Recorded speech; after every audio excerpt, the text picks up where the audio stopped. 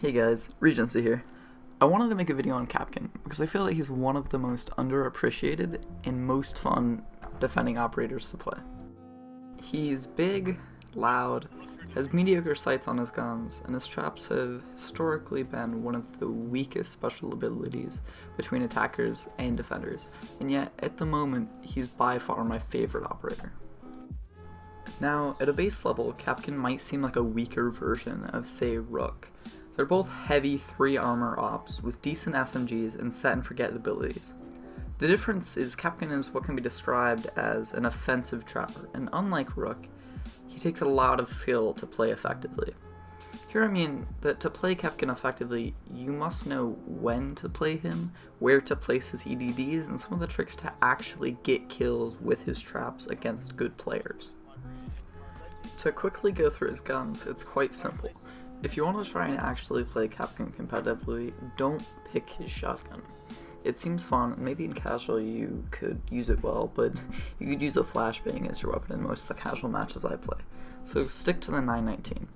The 919 has some of the fluffiest recoil of any gun in the game. It goes straight up in a linear fashion, and it's very easy to control.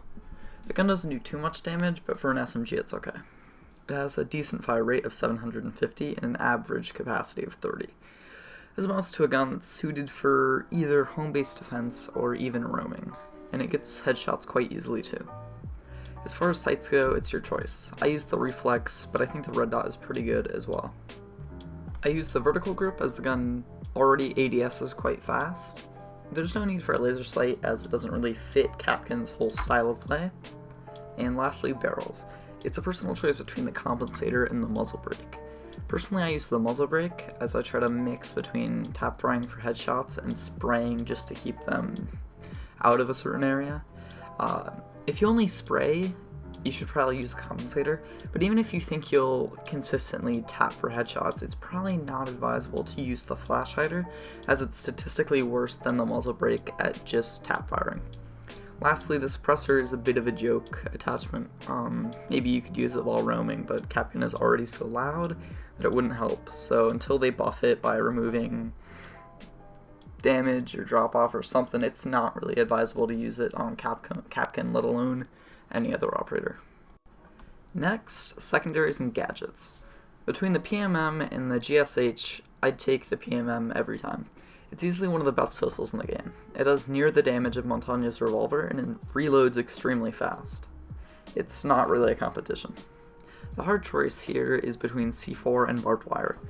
This is really a situational choice, because there are times that choosing barbed is by far the better choice. For example, if you're defending Laundry Room on Oregon, placing barb on the stairs will be a game changer as it slows down the enemy and alerts you when they're pushing down. C4 is more of a selfish choice, but it's classic, and with the popularity of Montaña in the meta right now, it might make sense for you to pick C4, especially if you're good at lobbing. One little thing I do love about Kapkan is how cool he looks. I have the retro skin on him, and I absolutely love it. It even changes the look of his little EDDs, and it's really great. Now for some basic do's and don'ts with Cap. Don't place a trap on windows or castle barricades. This is because they're too easy to see on windows, and on castle barricades, too many times will a sledge or ash breach the barricade, destroying your trap in the process. And rarely will someone smash the barricade with their knife just to hop in and for you to get a kill. Next, don't place every single trap around the objective room. It might be enticing to do this because of Kapkan's slow speed, but it's good to have some spots planned out away from the objective room for early round kills.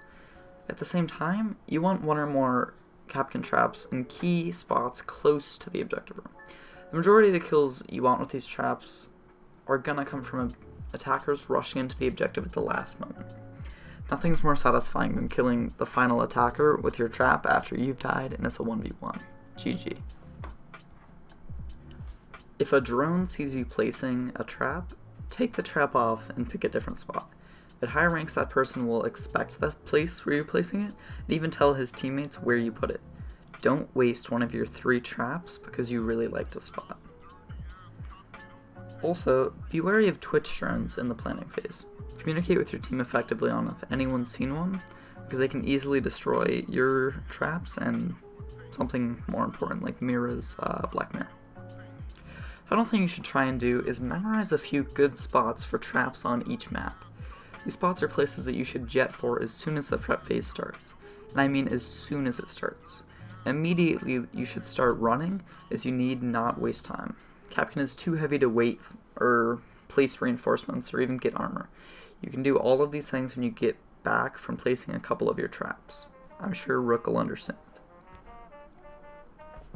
Now for trap placing strategies. Generally, it's advised to place EDDs in places where you think the attacker will come through. You don't want to pick the most common spots on maps, but you also don't want to waste your traps on some obscure doorway. Next, learn where red lights on maps are. Many maps in the game feature doorways where red light is present. Here, your trap will blend right in and you'll get easy kills. Next, as a more general piece of advice, if you're just starting with Kapkan, play him on day maps.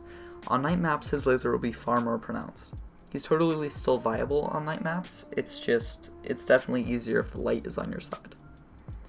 As far as actually placing the traps goes, generally the lowest possible placement is best. People tend not to look down there when they're rushing in, and I don't even think Montagna can see that far down when he has his shield fully extended.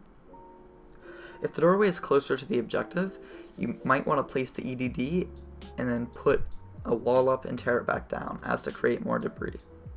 The idea here is that the debris will confuse them and maybe not see the red light, but you're going to want to do this closer to the objective room, as if you're doing it far out, the attacker might be confused as why someone was messing around with a door so far away from objective room, and they're probably going to find the Kapkan.